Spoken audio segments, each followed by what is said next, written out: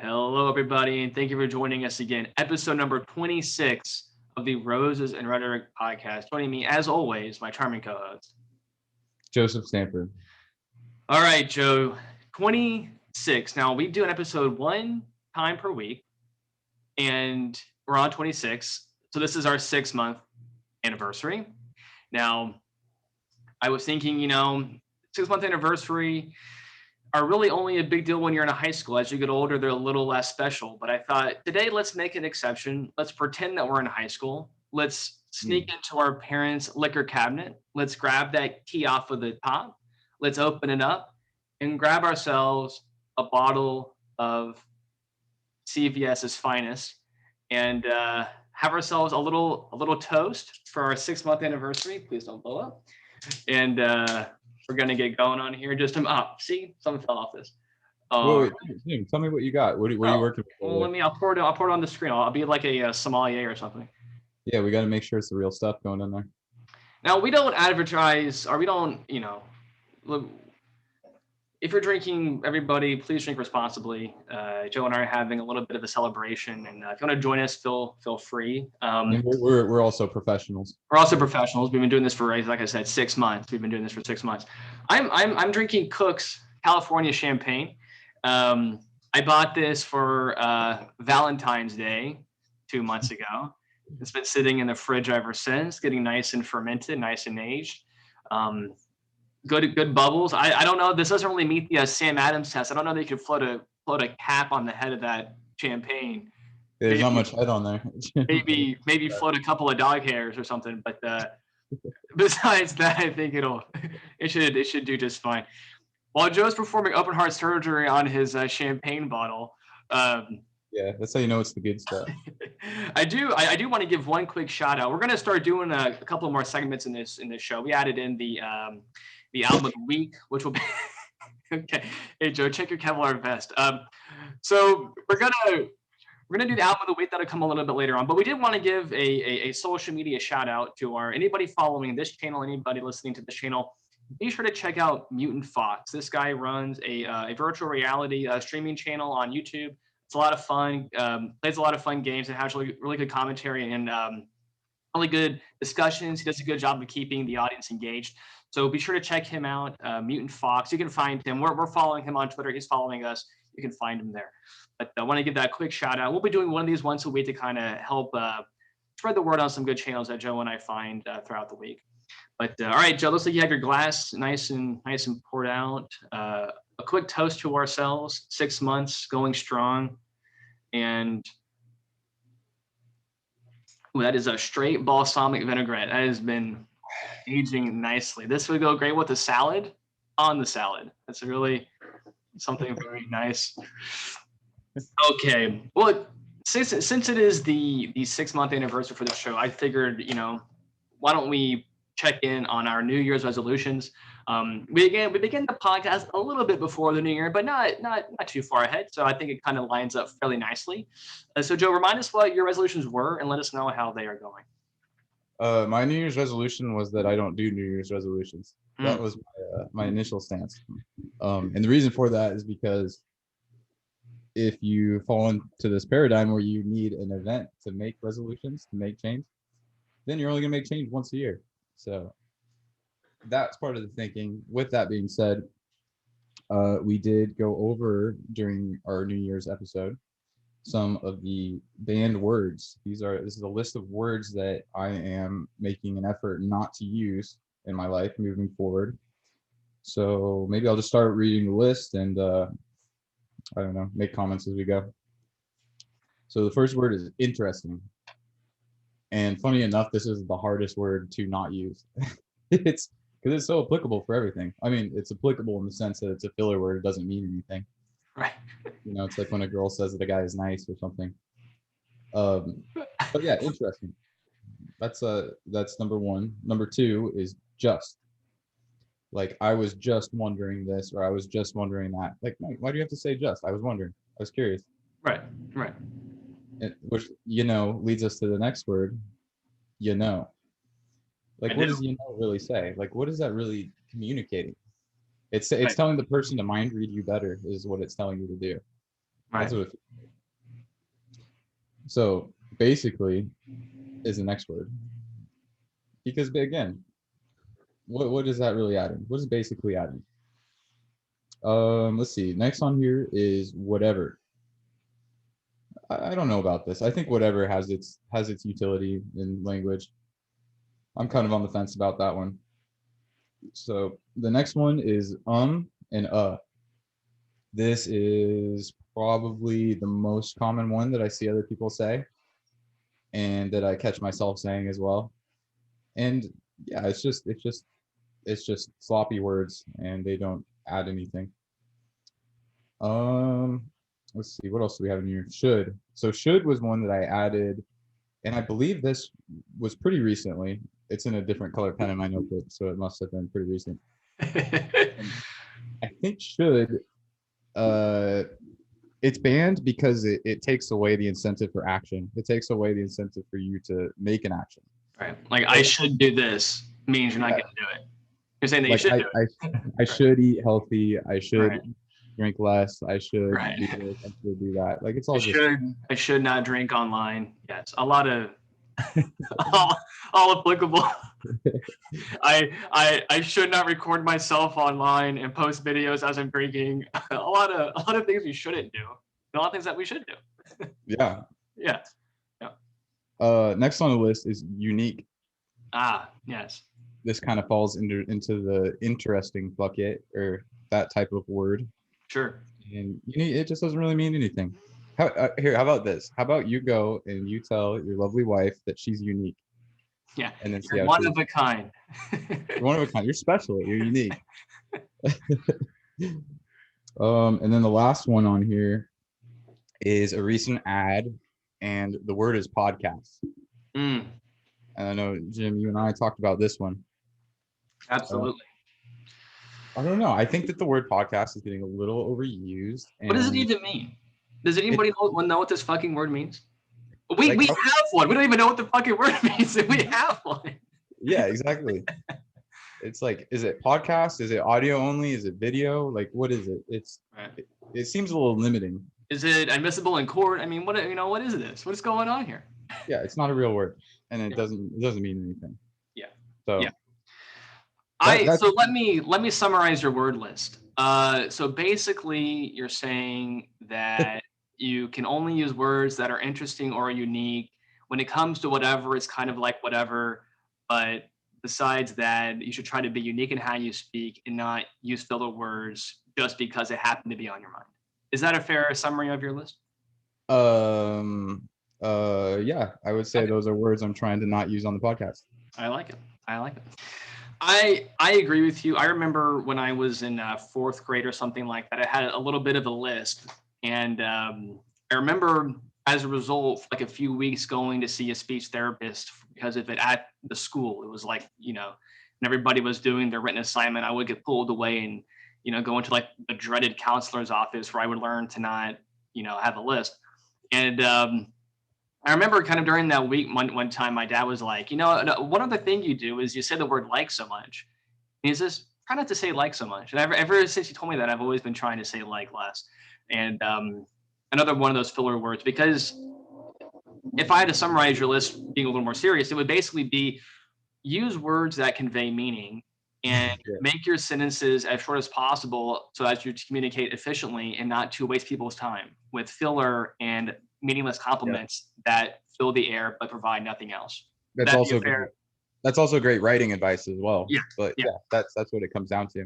Yeah. And just to add another one, I don't know if I put it on there, but for anyone out there that sits in Zoom meetings or like any type of workplace meeting, just listen for how people say like I guess. Like they're asked like a very direct, like sometimes an engineering question or something, and their response is like, well, I guess that we would do this, or I guess it's kind of like that. And it just drives me nuts. And the reason it drives me nuts is because it's just not confident. It's just not like it's not getting you to the point. And I noticed it's also ambiguous, right? Because like even if you don't know, be like, I believe the answer is X. However, to know for sure, I would need to know the following two things. That's yeah. different than saying, I guess. Tell me Yeah, what, it's like how about this? Why are you guessing? Tell me why you're guessing. Don't just tell me that you're guessing. exactly. Why? What It's do you like, need to know to make it no longer a guess and make it a answer? yeah. And it started because one of my managers from a while back called me out on saying it too much in a meeting once. Yeah. And then it's just like one of those moments like you had with your father in your list. Yep. Where it's just like, okay, this word is now on my radar. I'm not going to say it. I'm not going to talk like that. Because it's weak, man. It just doesn't convey confidence. Managers aren't going to trust you. It just doesn't really get you anywhere. But to our listeners, keep an ear out for that. I guarantee you'll start hearing it more and more now. Another thing to keep an ear out for in Zoom meetings, and it's really anywhere, but when I catch myself doing this too, but there's this weird instinct where people hate silence. And so people will just talk to no longer have there be silence. And I catch myself doing it where if I give an answer that I think is going to make somebody upset, or if it's not quite what I think they want to hear, I'll feel this instinct to like keep on talking. So like I'll say the answer. I'll say something like, yeah, like that thing's going to be delayed a little bit. And it's just sometimes these things happen. These delays happen, and like I'll just go. It's like it's going to be delayed. Period. I don't need to keep on talking to fill in the awkwardness or something. It's just this instinct of like delaying the inevitable. Like if I can just keep on talking, I won't have to deal with the fallout of being the bearer of bad news or something. And that reminds me of something else that grinds my gears at work. So a lot of times people will give you like something to do, like a superior or a manager will give you like a task or something. And for instance, they'll be like, hey, I need you to write up this report for X, Y, Z reasons. And I'll be like, okay, cool. Yeah. When do you need it by?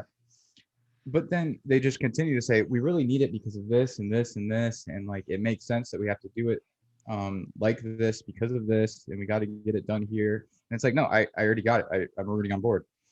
I'm ready to do it. I'm ready to move on to like the next topic. I'm already doing I'm ready to start doing it. Yeah. But then they just keep justifying. Yeah. And it's like, I don't want to be rude and be like, no, I got it. But Yeah. No, I think these are all, it's important that we figure out how to communicate well with each other. And as I've gotten older and a little more square in my life, I've realized of all the attributes I really like, I like when people act a little professional. I like that. I like when people come to the conversation with the A game. They have something fun to say, even in like a social setting. If you're going to tell me a story, just tell me it. Follow the Scott Adams rule of storytelling. Condense it, combine some characters. I don't need to know the truth. Tell me something funny, and let's get it going. But I think those are all good points, and I think we could all pay attention to the way that we speak as it reflects upon how we see ourselves in those situations. If you're talking like you're nervous, why are you nervous? If you're talking like you're scared, why are you scared? If you're talking like you're upset, why are you upset? It could be that any of those feelings are legitimate, but I think so much of talking has become bad habit, and we catch ourselves doing things that we're not really meaning to do. So I like the banned word list. The podcast word came up. You and I were having an offline talk about the show, and I thought you made a really good point. We're using this word podcast. What does it really even mean? And I don't know. I don't know. So I think that was a really good one. I like that one, along with the other words you have on there. To me, podcast really brings it home. Make your words have meaning and use as few words as possible. Yes. I like that. That's really good. That's really good. Well, I don't have any resolution, so we'll move on to the next topic. No, my resolution was to get better at self-teaching. This was a skill that you and I had talked about very early on in the podcast. It was a thing that you and I would talk about frequently before we even began doing the show. And I thought, I want to get better at teaching myself how to do things. So I decided I'm going to pick a subject that I really have no exposure to and just try to go through it from beginning to end. And so I picked relativity, not moral relativity. I'm talking here about in physics relativity. And although moral relativity might be a fun one too, we'll maybe do that one next year. But I'm really enjoying it. I'm definitely learning a lot. What I've realized is there is no substitute for two things. There is no substitute for a good textbook, and there is no substitute for handwriting out some notes and handwriting out problems. There is no substitute for it. And there are great videos online on relativity. There's, Brian Greene, who as a physicist has like an 11-hour long YouTube video of relativity. It is not going to be enough. You have to put pencil to paper, and you have to work problems. You have to, I think, also read out of a book as well. And I was trying to think why that's the case. And the best way that I can phrase it is that pictures and words give information to you in different ways. When you're writing something down or hearing somebody speak, you're getting the information one word at a time, which is important. But when you have a picture, you're having multiple ideas presented to you at once. And I think your brain needs both. I think your brain needs to see everything come together in one diagram for that synthesis in your mind. But I think you also need the one word at a time, the one idea at a time, processing speech to really organize things in your head. And so, textbooks, writing things out, doing problems, all of those different mediums of the information give your brain the time and the different ways of synthesizing information to really make the idea stick in your head. So those are my two big takeaways from this so far. Anyways, you and I have talked about textbooks in the past before, but I think that the pacing of those different mechanisms make a big impact. And I think you need all of the above to really learn something on your own. Yeah, I exclusively learned from textbooks in college. I learned very little in person. Yeah, it's amazing how bad a lecture can be in college. I mean, did you ever have a lecture in college that was just so bad you thought you walked away thinking that you learned less? I mean, I literally had professors that would go on the PowerPoint. First of all, it was 50-50 whether or not the slides even worked. I mean, half the time the fucking remote would be out of batteries. So, that was always fun. But I mean, it was sometimes these professors would just, phone it in basically and just read out the slides that were all shitty slides. And it was just, why am I even here? It's it wouldn't be uncommon to not speak the same language as your professor. True. Very true. There's a lot of times, a lot of these professors just have such thick accents that you can't even understand what they're saying. Yep. And it's like, okay, why am I here right now? Like, I'm just going to end up reading the textbook to learn anyways. Yep. It's, it made the good professors who really put in the effort. It made them all the more special. But I would say self-teaching is a big skill to have. And I do think it's a skill. I do think it's a thing that you can practice, that you can get better at. And, to me, that's the missing piece for how to fully utilize the full brunt of the information age. When you have access to all the data that you could ever want, you need to learn how to teach yourself things so that if you come across a topic or an idea that you find interesting, you can take it upon yourself to learn about it and not have to wait on the curriculum happening to cover what you find interesting as an individual. Yeah, I was listening to I think it was a Naval podcast recently, where he was talking about the education system and just in school learning in general. And he was a believer and an advocate in the idea that we should really focus on just getting people educated on the reading, the writing, the arithmetic, like the super basic things, and then just letting those people then use those tools that they've acquired to learn whatever they want, like just to follow their natural curiosity. And I thought that was real powerful, because that's kind of like what we're doing now. That's like what I've done in the past, and like it's a lot easier to do that. In fact, it's effortless, because if it's something that really interests you, learning it truly is effortless, as compared to like I don't know, a statistical methods class or something, where there's just some abstract math concepts that don't really exist in the real world in any practical sense that's useful to me, other than being on the test. Right. Yeah. No, I think that's a really good point. I was rereading Anti-Fragile this week, and one of the things that Nassim talks about is when you're learning something on your own, your motivation is to actually understand it, because presumably you picked the topic because you find it interesting. And so your motivation is that you're excited to do it. And contrasting that with school, where you're doing it because you're forced to do it, your motivation will obviously be a lot less. And so he kind of has a funny story in there where he says that his dad, basically made a deal with him that said, as long as you just pass all your classes, I don't care what your grades are, and you have free reign to study whatever else you want. Just do the bare minimum to get through school, and then whatever else you want is up to you. And I thought that was a funny little story, because I think a lot of school is boring, actually, and I still feel that way after going through it. And I don't think that will change as I get older or something. I think a lot of it was boring, and I think there is something to be said for there being a common sense of like nationhood or citizenship that you can get through school, but I think it should be very minimum, like very, very minimum. I think you should know, like, if I were to imagine like what I think the ideal high school curriculum should be above just the basic reading and writing, I want there to be a little bit about how our government works, know what the three branches are, that kind of thing, like basic civics education. But besides that, and just the essentials of reading and writing, I think I would want it to be very, very minimum.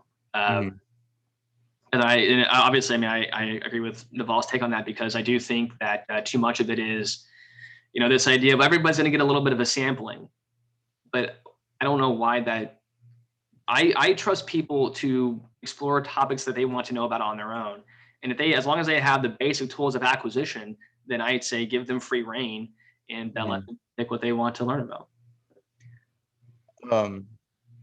What you were saying about Nassim reminded me of something else that I heard recently, or was thinking about. Just how there's two different types of students in school. Well, maybe more than two, but for this example, we'll just talk about two. There's the people that are super on top of things. They do all the homeworks. They try to like maximize their grade, even though they have like a 98 going into the final. They still do all the extra work, and they just check every box, jump through every hoop, do everything they can to get real good grades, and then they do get real good grades. And my question that I've been thinking about, and I want to get your take on it and see what your feel is, how do you think that those people compare once they get into the real world to the people like Nassim was talking about, that put the bare minimum in? One of my strategies was put the bare minimum effort in to get an A. That was like my goal, and it resulted in a lot of hacking the system, a lot of improvising, a lot of just stressful all-nighters. But what it ultimately resulted in was I would argue a different skill set than the first example I gave. But where do you see those two people, 5, 10, 20, 30 years out of school? Yeah, I think that's a really interesting question. I think the key attribute to look for in somebody who puts in all the effort is the notion of discipline, which is, are they developing the skill set to see past the work that something takes to the end goal, and essentially always rise to the occasion. And it's funny you say this, because I was thinking about somebody this week, and I won't remember their name, but you remember maybe like sometime last year there was this astronaut who was also a Navy SEAL and also a doctor. You remember this person? The Asian guy, yeah. Yeah, I mean, so first of all, what the hell is that? I mean, that's ridiculous. He was like 30 or something. Yeah, it was like, yeah. So I imagine that guy probably had all A's straight through school, and I think he's going to be doing pretty well 10, 15 years from now. I hope he runs for president one day. I mean, just the talent stack alone in that guy is freaking amazing. So I think it comes down to on that category of a person, if they have discipline, as long as they are confident enough in themselves to set their own goals, I think they'll do fine. But if they never develop the skill set for setting their own goals, then they'll always be dependent on somebody else to tell them what to do. Yep. And so that is a key differentiation between within that group, the subgroup.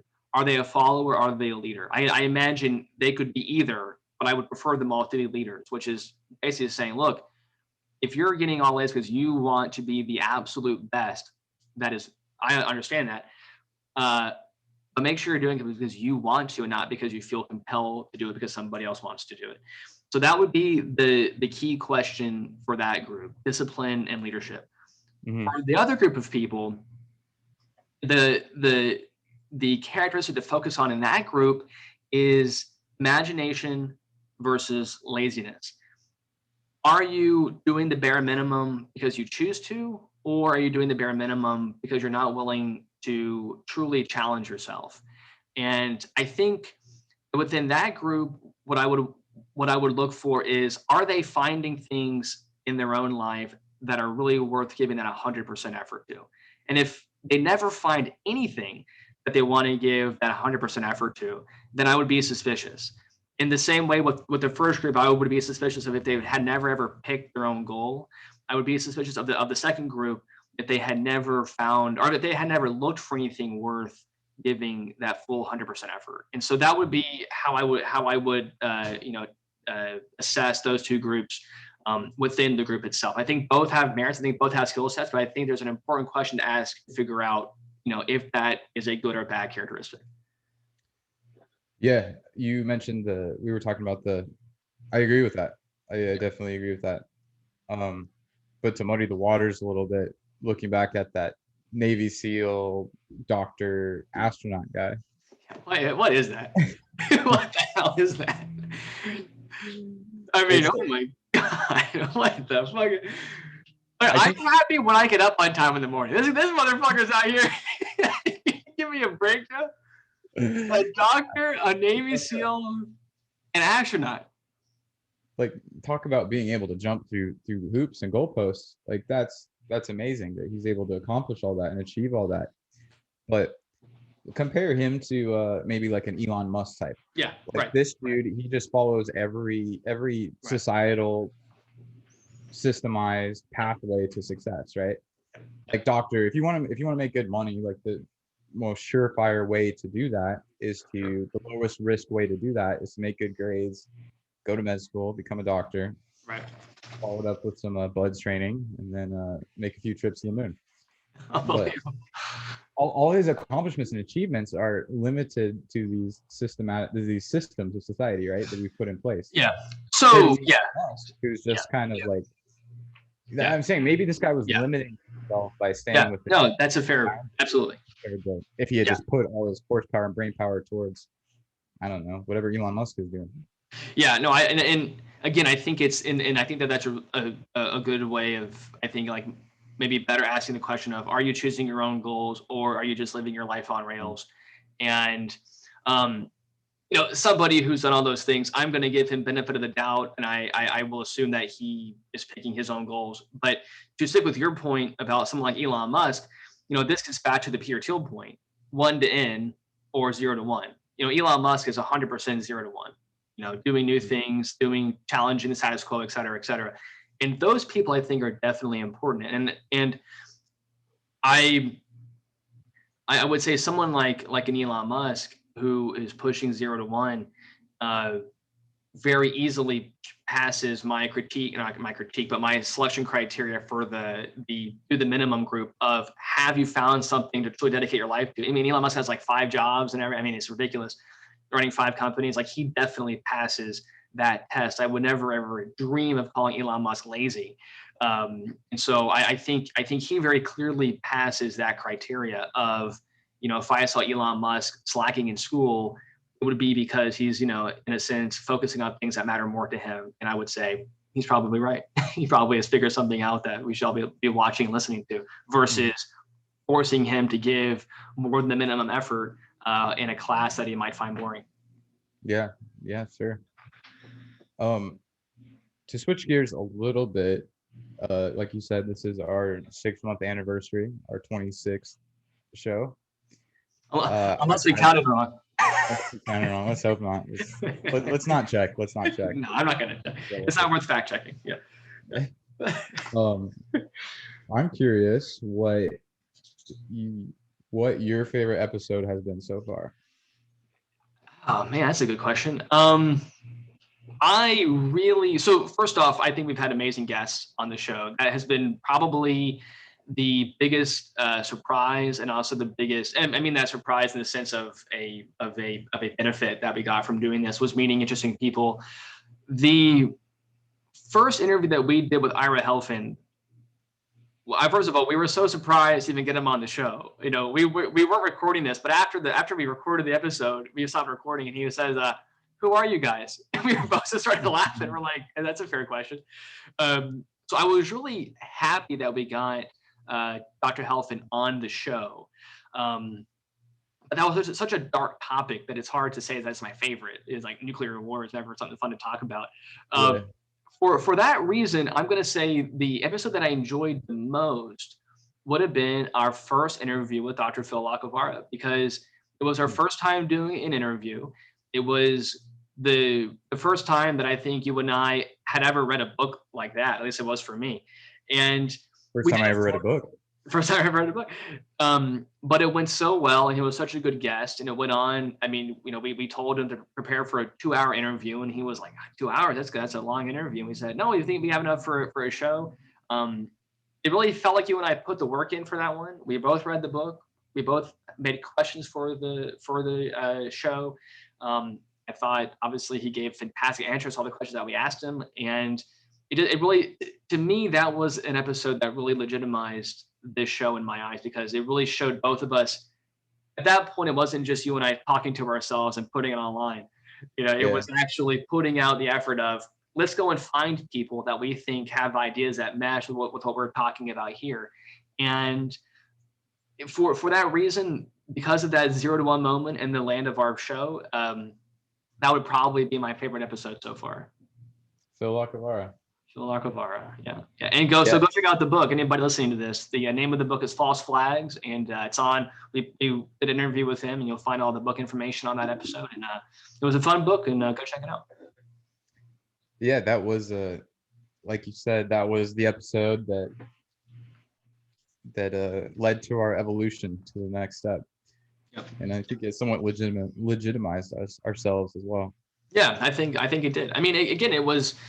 You know, we both got the book. We both read it. I thought we had good questions. I think that he had a good time. You know, our off-air debriefing went well, and you know, he was supportive of the show and everything. So, it really, that was a great episode for me.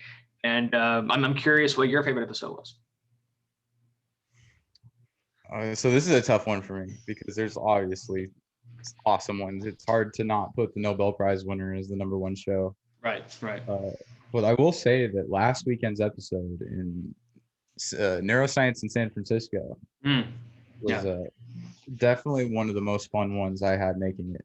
Yeah. Just the last minute scramble to get like a setup up in front of the Golden Gate Bridge. The last minute pull of Francisco into it as an interviewee. I had a lot of fun with that one. That was a good one. But I also and real quick, and let's give a big shout out to Francisco, who really did last minute agree to come on the show to be interviewed about his research. And I didn't know that we'd hold him that much. I mean, he was a trooper for coming on there, and he was a great guest. He hadn't slept in 3 days before that. He was a great guest. Anyways, go ahead. I want to shout out to Francisco, to the whole neuroscience research group over there at UCSF. But anyways, go ahead with your favorite one. Yeah, absolutely. Francisco. Anytime you want to be on the show, man, let us know.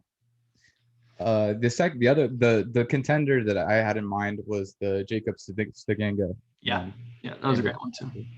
I like that one a lot, and I think the reason I like that one so much was because I thought the subject matter was interesting, but just the sunk cost that was put in for like reading his book and like doing his research. Like, people probably don't realize this, our listeners don't, but we put in some serious time into some of these big ticket interviews. Like, I think I put in a solid like 20-30 hours into like just pure research on that. It was like 2 weeks. It was a textbook. I mean, we basically read he wrote a textbook on the subject that we both read for it. Yeah. Yeah, and I think that pays off. I think that that's one thing that our guests always mention is that, oh, you guys know my work very well, or oh, you guys did your homework, or you know this. And yeah, I think that's an artifact of when you don't have much talent, you can compensate with a little bit of prep work. I couldn't agree more, and I definitely think one of the things that we have both commented on off air, but we do put a lot of effort into the interviews and finding interesting guests, which is hard to do when you're just beginning, because you have to find someone who will agree to come on your show. So there's a little filter there, but then also putting in the work after the fact. And so if anybody listening has an idea for a guest or any feedback on our past interviews, how to make them better, what you thought worked, what you thought didn't work, tell us below, and we'll be happy to check it out because we are always looking for feedback. I'm going to switch gears on you a little bit here. And I like you talking about Jacob Singing Guys, your favorite episode, because I thought that was a good one as well. And I thought that one involved a lot of big ideas in that episode. Probability. By the way, I would say none of it is intuitive. All of it requires that you kind of sit through and kind of think through the different steps. I had this idea, and it's an idea that you've talked to me about before, but this idea of pushing ideas through to consequence.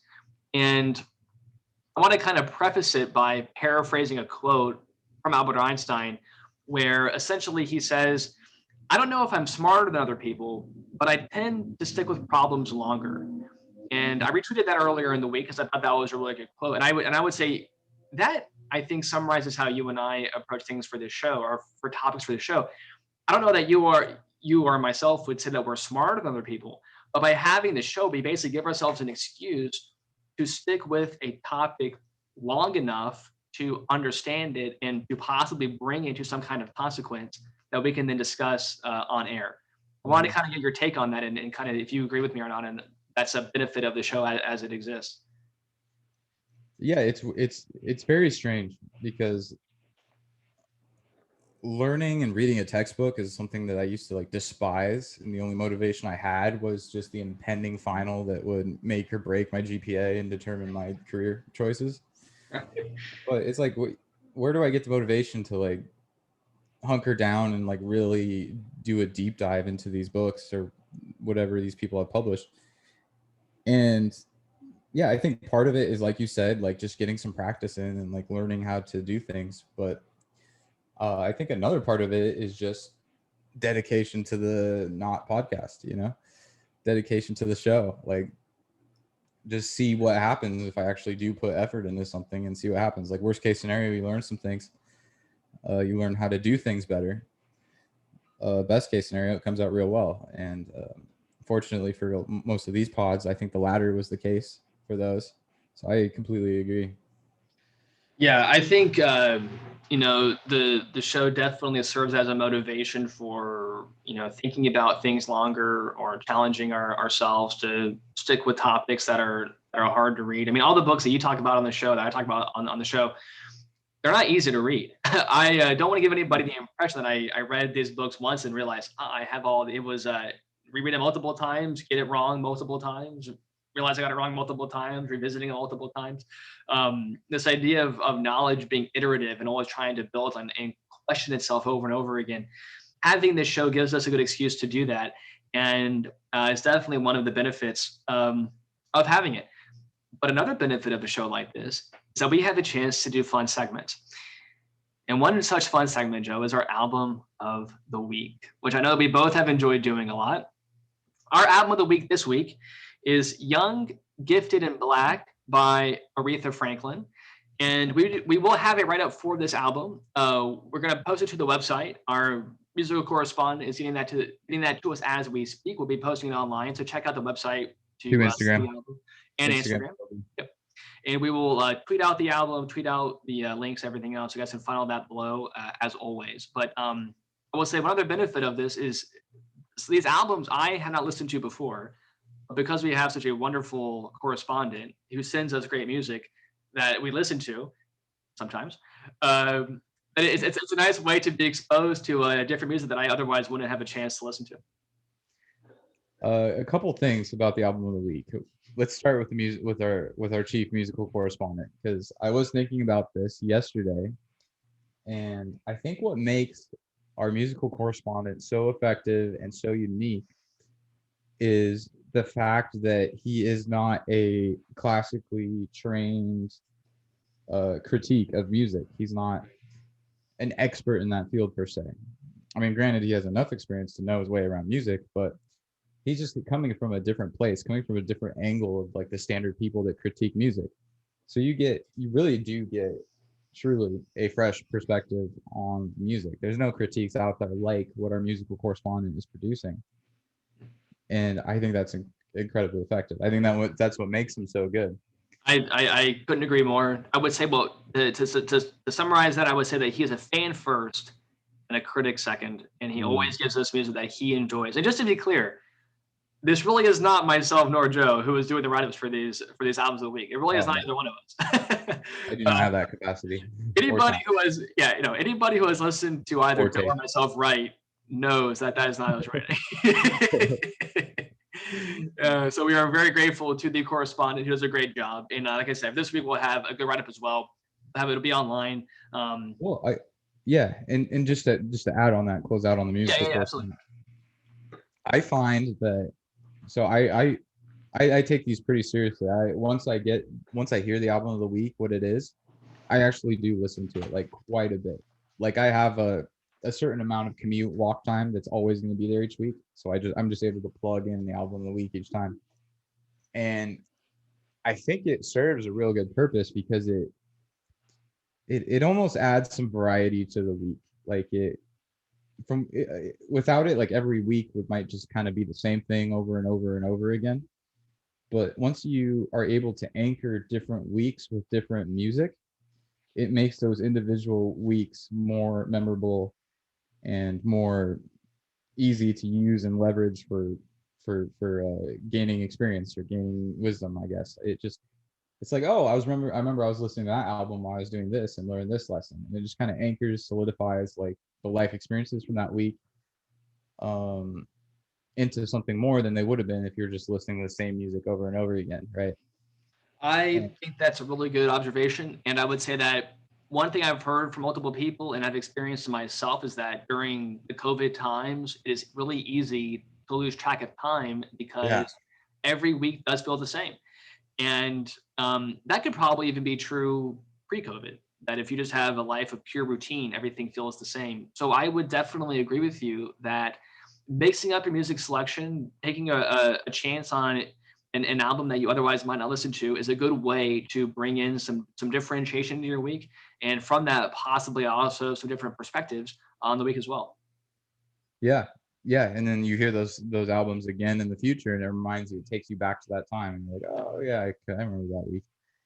And then my favorite part about the reviews from our musical correspondent is how he gives tasting advice, like review wine, they give you like a dish to eat it with.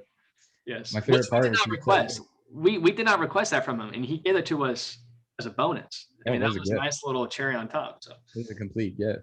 Yeah. And I think about it, like every day when I'm getting a late start, waking up or something, like I think back to our musical correspondent story about how he went to that skate shop at 3 p.m. and the worker at the skate shop said, yeah, Miles Davis is the best way to start your day.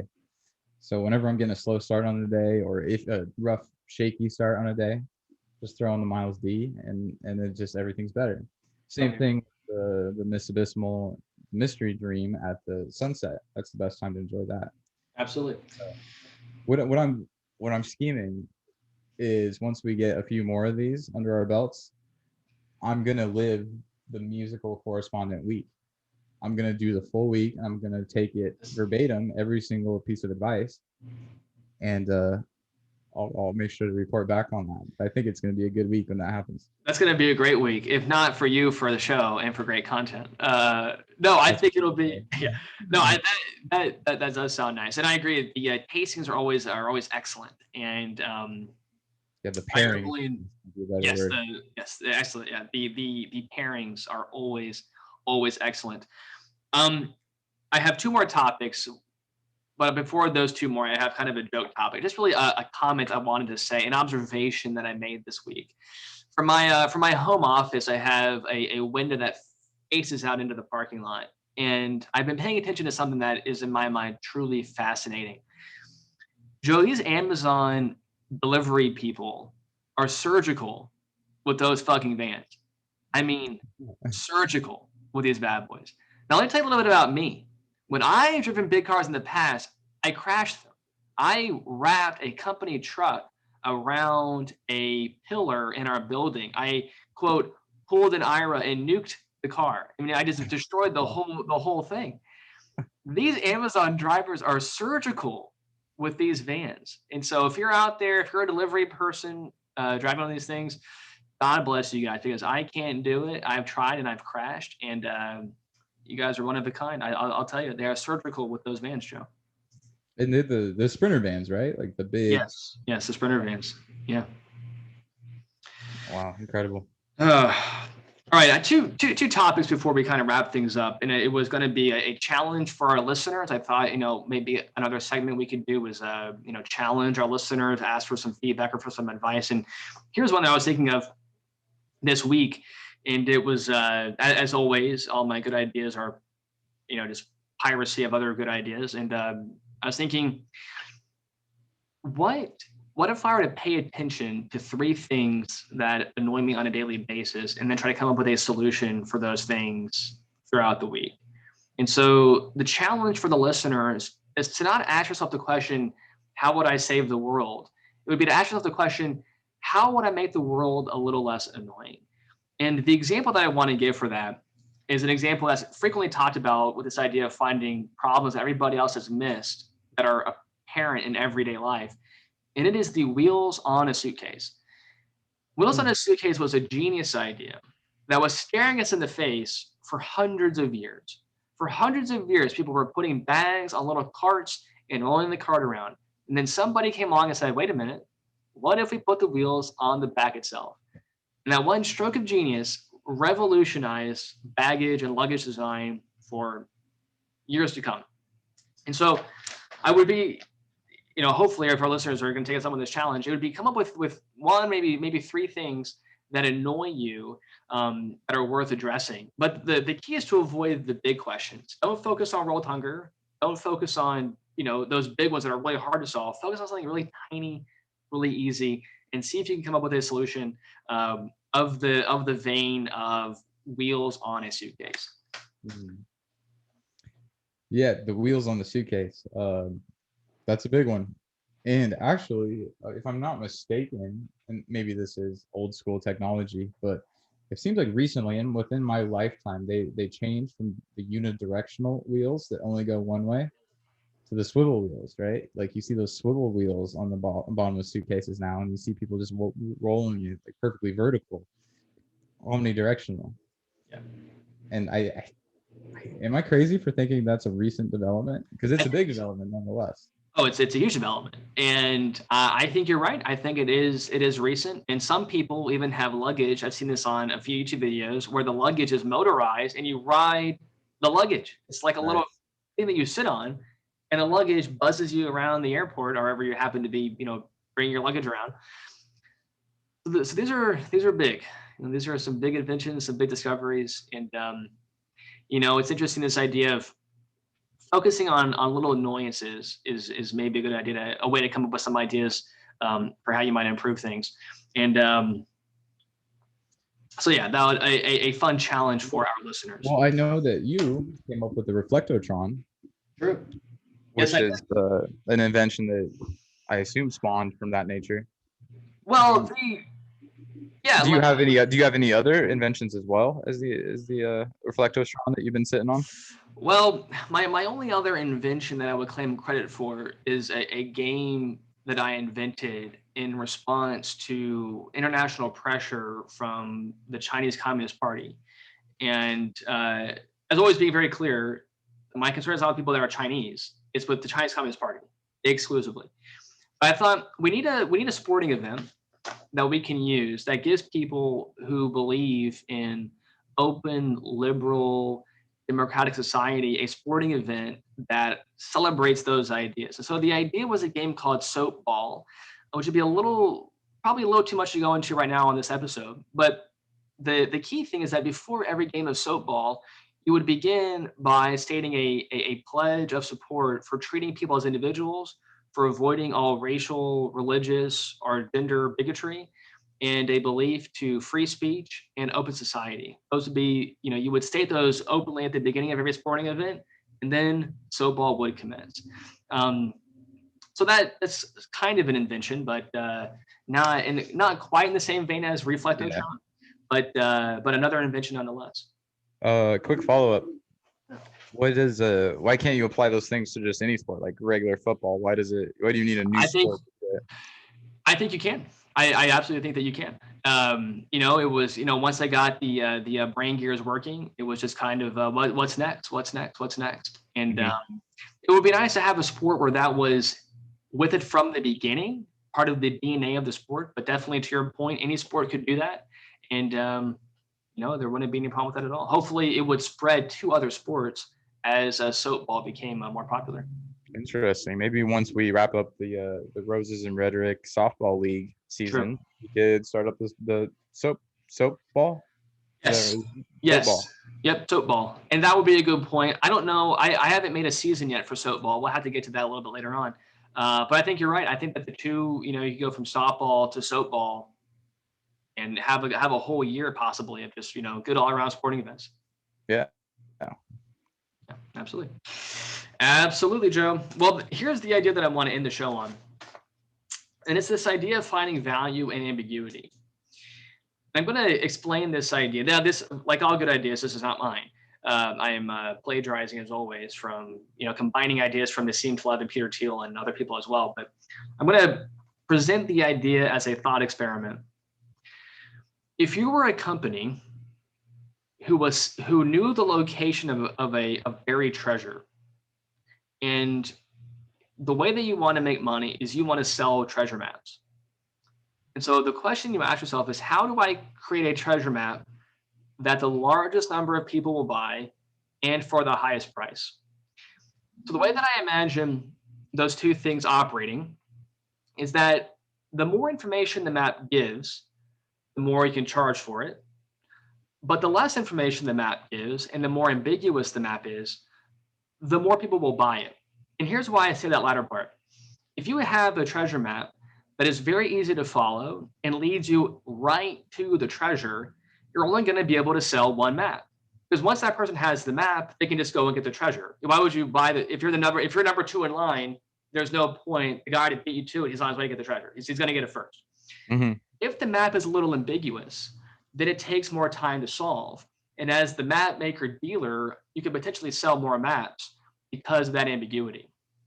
And so I was thinking about that in relation, and actually fortuitously, if anybody follows us on Twitter, a person on Twitter and I were going back and forth a little bit on this today with the infamous Peter Thiel question of tell me a truth you believe in that nobody else agrees with you on. And then I was thinking to myself, in a business context, you actually wouldn't want to give your real answer, because if you actually have a good business idea, you would want to keep it to yourself in order to actually exploit it for your own gain. Mm-hmm. And so the best answer to that question would then be an answer that's a little bit ambiguous, that just proves that you have an answer, or where you keep enough detail for yourself to still kind of exploit it for your own gain.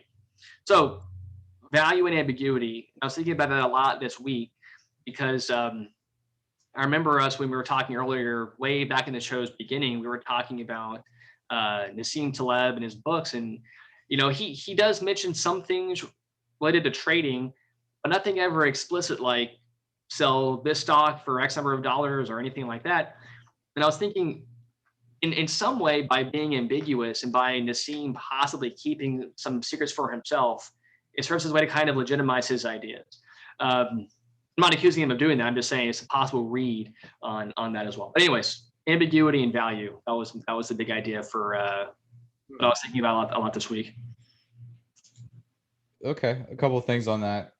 The first thing that comes to mind is that it's very hard to give prescriptive advice to people. Yeah. mainly because people don't take advice, and then second of all because just because one particular prescription or path or map worked for you, that doesn't mean it's going to work for someone else. So if you get too detailed in that prescriptive advice, your map may lead someone somewhere that you were not led by the same strategy. So I do see the utility in factoring in some ambiguity into that type of thing, because it could be more useful. It could be challenge the person to, like you said, use themselves as a teacher more so, and learn things a little bit on their own, in their own lens, in their own context of life. And I think that could help them. I think that could help them get to the treasure faster by actually putting in some ambiguity. The example with the treasure map and the map makers who send them or that sell them, that and purposely make them ambiguous to sell more, that is bordering ethically on something questionable, right? Because you're just kind of screwing people over. You're creating a giant rat race amongst a bunch of people, with the intention of making more money off of that, which I don't know, kind of feels a little like schemish, like Ponzi schemish in a way. Well, yeah, I think it's a fair point. I think there would be a limit to how ambiguous you can make the map without it being unethical. Like, for example, take it to an extreme, have a map that was so ambiguous as to be completely useless. I think that would be at that point unethical, because you're basically telling someone, here's a treasure map, but it's useless. It's like, it almost kind of gets back to the joke about the cryptophone, the short story with the cryptophone, where they give you the right answer, but it's all encrypted, so you don't know what the answer actually is. So I agree with you there that there would be a limit to how ambiguous you can make it. And I would even add to that, there would be another ethical limit to it as well, which is back to the idea from Nassim about having skin in the game, is that I think for someone to sell you something, they have to have tried it themselves. They have to have put themselves in your position to some extent for me to consider their advice or whatever they're giving me to be legitimate. And I would want to know that they've put themselves in that position in order to achieve some result that they're then talking about. Yeah, you got to have skin in the game, right? Absolutely, absolutely. No, I was noticing. Speaking of skin in the game, a hat on your head. Tell me a little bit about the hat on your head, and maybe we can give a shout out to you for that one. Well, thank you for noticing. This is a cumulative hat. QMULATIVE.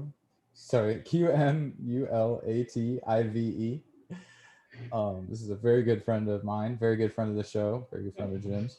Yep. Based out of Tucson, Arizona. Amazing fashion designer. You should definitely go to his website, cumulative.com. Also found on Instagram. Lots of fresh content there daily at Cumulative. And yeah, I mean, look at this thing. This is an awesome hat. Nobody does fashion like Cumulative, and he also does shirts aside from just hats as well. And it's a style that you can see it a mile away. I mean, when you're in Tucson, you'll see people wearing and stuff, and you right away will be like, oh, that's a Q shirt. Oh, that's a Q hat. No one else does it like Cumulative. Yeah. Yeah, he's the originator of the Arizona Pocket Tee. So definitely go check out Cumulative. Shout out Quinlan White. Yes, Quinlan Willhite. And is he still doing the blog? I hope that he is. His blog is kind of migrated to Instagram, so he has it's all on Instagram. Okay, all right. And anybody listening, of course, as always, we'll put everything in the below the video. Check him out and follow him. And yeah, a lot of good stuff. Yeah. One of the nicest things anyone's ever done for me. I did some development work in college. I went to Bolivia for about 10 days when I was in Injuries Without Borders. And the day of my flight, Quinn drove to my house with a sweater, one of his Q Arizona Pocket Tee sweaters, hand delivered the sweater to me. To go to Bolivia. It was a very nice gesture, and it was a great sweater. And as you can tell, it's a great hat as well. Joe, those are all my big topics. I think this has been a good episode, but I wanted, as always, if you have anything to add, please do. Oh, no, nothing to add. Glad I got to be able to enjoy some of the champagne. It's been a while since I've had champagne. Probably years at this point. It's really taking me back to some New Year's memories from throughout the days. There we go. Yeah, cheers to another 6 months. another happy 6 months, another 6 months of guests. We actually, we do plan our guests in advance. We do have some good people, some good irons in the fire that we're working on getting on the show. But as always, if you have any suggestions, any ideas, tell us below on Twitter, Instagram. We're going to put all of our information below, so follow us, everything else. But really just decided to be here. 6 months went by really fast. I'm sure the next 6 months will go by fast as well. So if you're enjoying the show, share it with your friends, like, subscribe as always. But until next time, I'm Jimmy Hackett, signing off for Joseph Stanford. Ciao.